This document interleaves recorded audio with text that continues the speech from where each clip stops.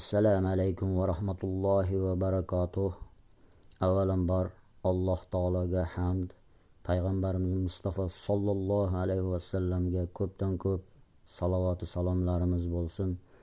Bizlarga Alloh taoloning rahmati, payg'ambarimizning shafaati nasib aylagan bo'lsin.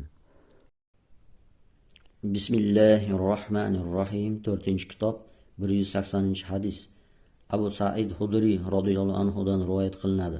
Rasululloh sollallohu alayhi va sallam ansorlardan bir kishiga odam yubordilar. U boshidan suv tomib turgan holda keldi. Nabiy sollallohu alayhi va sallam seni shoshirib qo'yibmiz shekilli dedilar. U ha dedi. Shunda Rasululloh sollallohu alayhi va sallam shoshirilsang yoki jimoda mani to'kmasang senga tahorat lozim dedilar. Izoh: ushbu bobda kelgan xabarlarda faqat 2 a'zodan chiqqan narsalar sababligina tahorat lozim bo'lishi zikr qilingan. Lekin Hanafiy mazhabiga ko'ra 2 a'zodan boshqa joydan chiqqan najosatlar, qon, yiring, qusqilardan ham, shuningdek namozda ovoz chiqarib kulganda ham tahorat ketadi.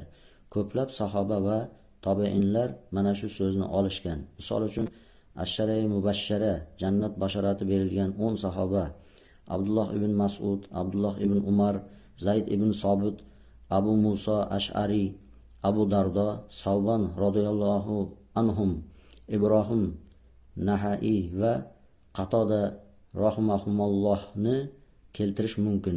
Shu o'rinda umumiy bir qoidani eslatib o'tmoqchimiz.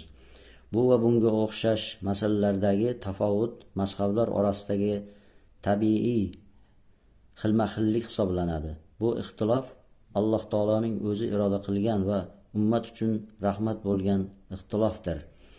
Bunday masalalar bilan fiqh kitoblari orqali batafsil tanishish mumkin. Yuqoridagi hadislarda jimo inzolsiz bo'lsa, mani to'kilmasa, g'usl vojib bo'lmasligi aytilgan.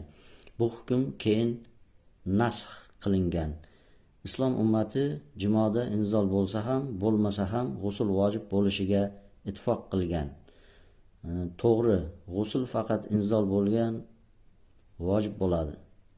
Inzol bilan vojib bo'ladi degan bir guruh sahobalar ham bo'lgan, ammo keyinchalik ular ham o'z fikrlaridan qaytishgan va ijmo sobit bo'lgan.